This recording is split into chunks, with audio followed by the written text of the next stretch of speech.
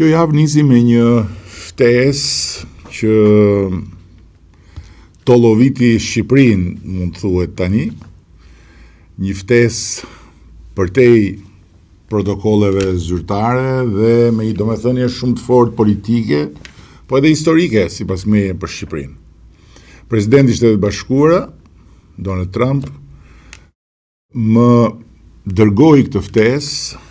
për t'ju bashkuar atij në Bordin e Paqes,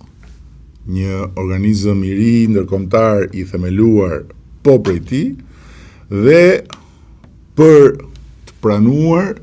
që Shqipëria të jetë një vend antar themelues i këtij bordi. Realisht që ishte një ftesë mirëseardhur,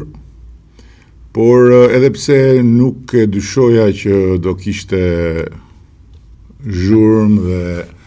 përpjekje për të bërë tollovi, nuk e mendoja që fantazit dhe likësia do të bashkoheshin për t'i dhënë jetë disa teorive dhe prrallave që duhet jesh vërtet rënd, për mos thënë ndonjë fjalë drejt për drejt të sakt, por jo të përshtatshme për këtë podcast, që të arrish deri në pikat ku u arrit. Gjithsesi, ftesa u mirëprit, u pranua, u ratifikua dhe në formën e një projekt marrëveshje, projekt ligji në Kuvendin e Shqipërisë, dhe Shqipëria si një shtet që ka zgjedhur paqen si busullën e vet të përhershme dhe që ka ditur të kontribuojë në tryeza të rëndësishme ndërkombëtare, e pranoi me një po të fortë edhe me votat e atyre që deri në momentin që votuan nuk lanë gjë pa thënë, po kjo është një temë krejt tjetër, përkatësinë në këtë bord. Kjo ishte edhe java e trisht e 21 janarit, 15 vjet pas krimit shtetëror, vrasjes së 4 burrave të pafajshëm protestues tërësisht paqësor me pushkët e shtetit në bulevard, dhe përsëri 20 janari erdhi me hijen përqeshse të padrejtësisë. Kjo mbeti një plagë e hapur, jo thjesht për familjarët e dëshmorëve të 20 janarit, po kjo mbeti një plagë e hapur për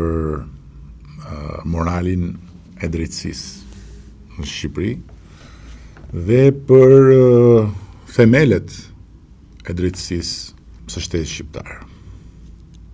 Ne përsëri u mblodhëm dhe e bëm rritin e nderimit në kujtim të 4 dëshmorët të Tadheut në praninë e familjarëve të tyre, të cilët presin drejtësi. Dhe 20 janari është në llojin e atyre krimeve që unë kam thënë që shkruhet herës, janë krime shtetërore për cilët drejtësia vonon, po asnjëherë nuk harron. Krimet shtetërore duan kohë të zbardhën, por koha nuk i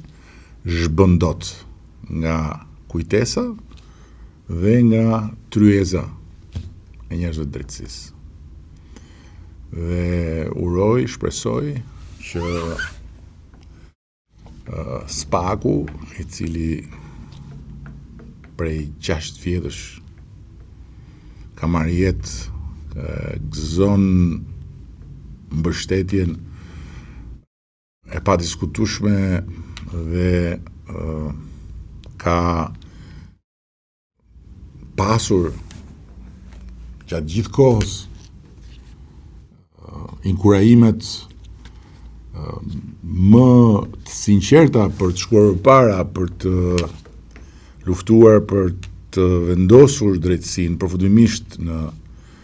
binaret e rinj të barazisë para ligjit për të gjithë, të zgjohet dhe të bëj më në fund punën e vet mbi këtë krim që është një njoll për drejtësinë shqiptare dhe nuk duhet lejuar që të bëhet një njoll, sepse do të jetë e pashlyeshme për vetë spakun. Ky është një vit kyç për negociatat e antarësimit në Bashkimin Evropian. Është një moment vendimtar për procesin dhe për përparimin e Shqipërisë në rrugën e negociatave. Dhe këtë javë, pikërisht për këtë arsye, është prezantuar dhe paketa e re me një duzinë nismash ligjore që shkojnë në drejtim të forcimit të shtetit të drejtës,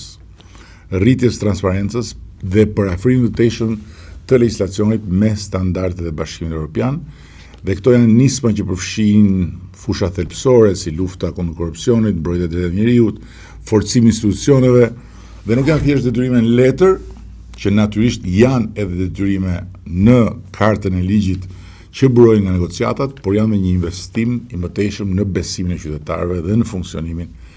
e shtetit ligjor. Ky është një vit kur Shqipëria duhet me patjetër të provojë se është e gatshme jo vetëm t'i kalojë reformat, por dhe t'i jetësoj ato, duke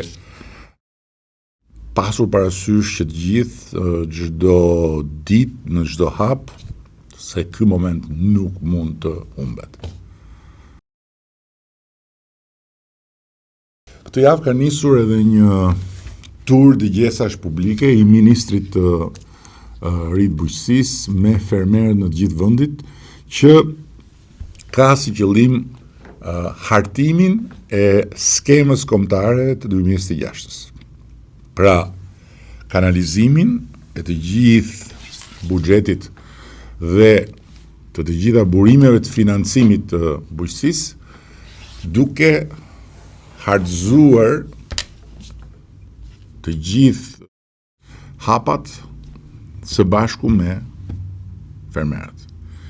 Dhe duke hapur rrugën e forcimit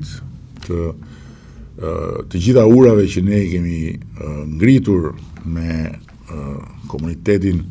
sipërmarrës të fshatit, edhe me ata që punojnë si bujq në tokën e tyre, përmes dëgjimit të çdo shqetësimi dhe pastaj sintezës mbi idetë. Është vit shumë i rëndësishëm në aspektin buxhetor dhe në aspektin financiar, sepse potenciali për të disbursuar jo thjesht fondet e buxhetit fillestar, por një volum shumë më të madh financimi është aty, sepse nuk është vetëm buxheti i shtetit, është linja e kredisë e garantuar nga Banka e Shqipërisë, është nga ana tjetër AZBR-ja, është agrokrediti, është edhe një tjetër injekcion financimi që ne do të bëjmë, por përgatitja për të cilin fillon tani përmes Bankës së re të Zhvillimit, kështu që na duhet me patjetër që të adresojmë nevojat dhe t'i kanalizojmë këto financime aty ku ka më shumë efikasitet dhe aty ku do të prodhojmë më shumë vlerë të shtuar.